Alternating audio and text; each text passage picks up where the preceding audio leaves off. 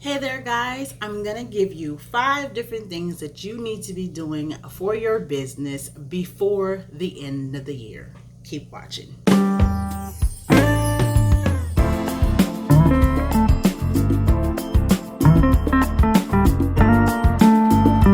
Thanks for joining me here at the Financial Spotlight. I'm Chantrell and I'm here to give you financial tips and tricks that are going to help you on your road to know your money. And today I am telling you the 5 different things that you need to do before the end of the year to get your money in order for your business, or your finances in order for your business.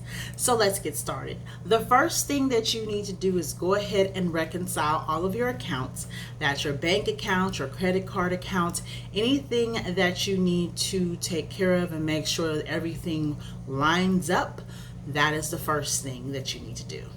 Second, go ahead and gather up all of your receipts and everything, organize them, get them together. Some people take their receipts and put them into a program or an app. Some people just put them in envelopes and separate them by category, but this is the best time for you to do that right now before the end of the year. Third, you need to go ahead and review your profit and loss statements, look them over, see what things you could have done differently in your business to gain more money, and see what things you could have done differently in your business to spend less money.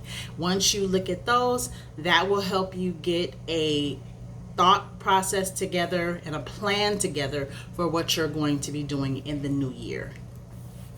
Okay, and number 4, you need to go ahead and make all of your year-end purchases. Now, I've said this many times and I'm going to say it again. All of your purchases that you need to be made, inventory, supplies, all of those things, it's good to make those purchases now so you can write them off on your taxes next year. So if you made the purchases this year, those are expenses, those are deductions, and you can take those deductions on your taxes in the new year. And finally, number 5, you need to go ahead and set your financial goal and plan for the new year.